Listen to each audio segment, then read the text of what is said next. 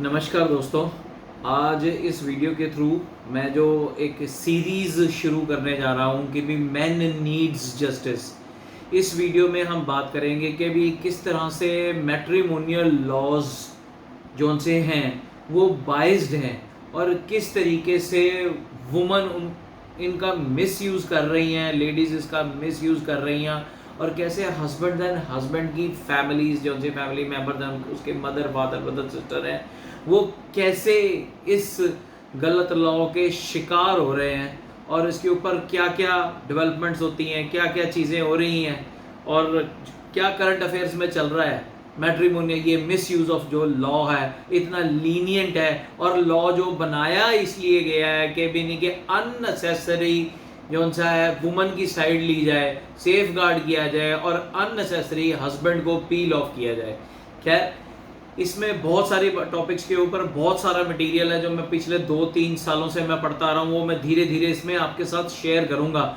ये मैं जानता हूँ कि भी इस वीडियो को ज़्यादा व्यूज़ नहीं मिलेंगे, इसको देखने वाले लोगों ने इंटरेस्ट नहीं दिखाना है कि जैसे एंटरटेनमेंट की होगी, ट्रैवलिंग की होगी, खानों के ब्लॉग हो गए, इन सब के ऊपर ज़्यादा व्यूज़ आते हैं, इसके ऊपर नहीं आएंगे। पर चलो लेट्स सी कि भाई हाँ, हम तो अपने काम करेंगे, लोग अपना काम करते हैं, हम अपना काम करेंगे और मैं इस वीडियो के थ्रू आपके साथ ये टॉपिक पे बातचीत करता रहूँगा और करता रहूँगा। खैर, आज एक अच्छे नोट से स्टार्ट करना चाहता हूँ इसके ऊपर मैन नीड्स जस्टिस की सीरीज के बारे में। कि आज वेबसाइट पे मैंने एक न्यूज़ देखी, एक आया हुआ था, आर्टिकल था, ये आया हुआ है, Madhya Pradesh high court flags section 498A misuse, says women nowadays file package of 5 cases against husband and in laws. शुक्र है किसी कोर्ट्स ने यहाँ पे सुनना तो शुरू किया। The Madhya Pradesh high court recently commented on the misuse of 498A cruelty to women of the Indian Penal Code IPC, observing that nowadays there is a package of 5 cases being filed by the wife against the husband and his family members in courts। और ये case title किसमें कहा गया था? राजन versus state of Madhya Pradesh. ये आप जरूर note करें। जस्टिस विवेक रुसिया, मैं स्पेल तो सही कर रहा हूँ, प्रोनाउंस सही कर रहा हूँ, added that section 498 IPC which is meant to punish cruelty by a husband और his relatives is being misused nowadays as also observed by several high courts and supreme court. Nowadays there is a package of 5 cases against the husband and family members in family court and the criminal court under IPC and the Hindu Marriage Act and Protection of Women of Domestic Violence Act.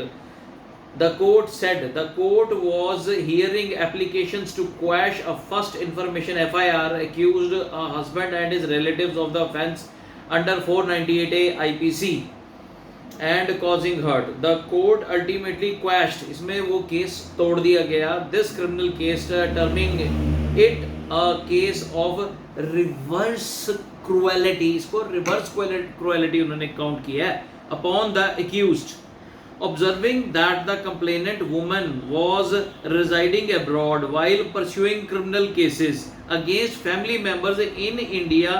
The judge added that nowadays it is very common that the husband and wife to reside or do job outside India and their parents are made of to suffer in India by way of criminal and matrimonial litigation. The FIR was registered by a woman against her husband, father-in-law, mother-in-law, husband's and husband's sister-in-law. The woman alleged that she was ill-treated by the in-laws and thrown out of the house after her husband left Australia, disclosing that he is unhappy with her as her parents did not fulfill the demand of rupees 10 lakhs and a car.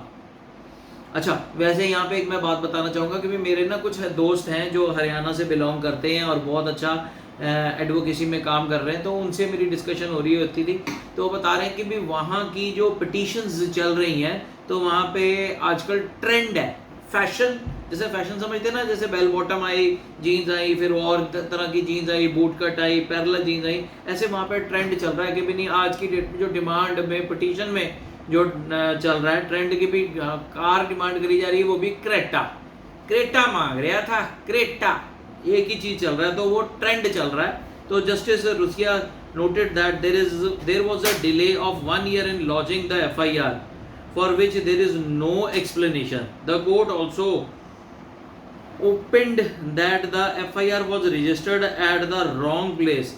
In this regard, it was noted that the accused was a permanent resident of Gurgaon, whereas Indore, where the FIR was registered, was only the place of marriage. The court was further unconvinced by the allegations of hurt and dowry demands by the accused. At present, the husband and wife both have settled in Australia. The parents of the husband are being harassed by way of criminal cases in India. There is no specific allegation that when her husband left for Australia, there was any demand of dowry. With these observations, court quashed the criminal case and allowed the application filed by the complainant's in-laws. तो ये एक judgement चलो शुरुआत हुई है कि भाई यहाँ के भी बहुत ज़्यादा हद से अगर वो बाहर चले गए हैं और जाके हुआ, तो फिर मध्य प्रदेश हाई कोर्ट ने ये संज्ञान लेते हुए इस 498A की FIR को क्वैश किया है। और इस FIR को क्वैश होने से मतलब ये नहीं है कि भी नहीं हाँ कि भी जस्टिस मिलना शुरू हो गया है। ये कुछ जो हल्की बूंदाबांदी अभी शुरू हुई है, कोई एक आधा कोई केस निकल आता है। 1000 केस या 10,000 केस कम से कम मेरा तो व्यक्तिगत तौर पे मानना है कि कम से कम 10,000 केसेस के बाद में अगर किसी एक आदमी को अगर थोड़ा सा रिलीफ मिलता है तो वो जस्टिस नहीं है। पर इसको भी क्यों इग्नोर करें, तो भगवान का धन्यवाद करेंगे कि ऐसी जजमेंट भी आ रही है। आपका क्या कहना है इस चीज़ के बारे में दोस्तों? ज़रूर मेरी वीडियो को अगर आपने पूरा देखा है तो ज़रूर कमेंट करके ज़रूर बताएं। और अब इस सीरीज़ में चलते चलेंगे और ऐसे बहुत सारे और टॉपिक्स और ऐसे केसेस और ऐसी सिचुएशंस को, ये मैट्रिमोनियल डिस्प्यूट्स को हम मेन नीड्स जस्टिस की जो सीरीज़ है वीडियोज़ में, इसमें डिस्कस करते रहेंगे। धन्यवाद, थैंक यू।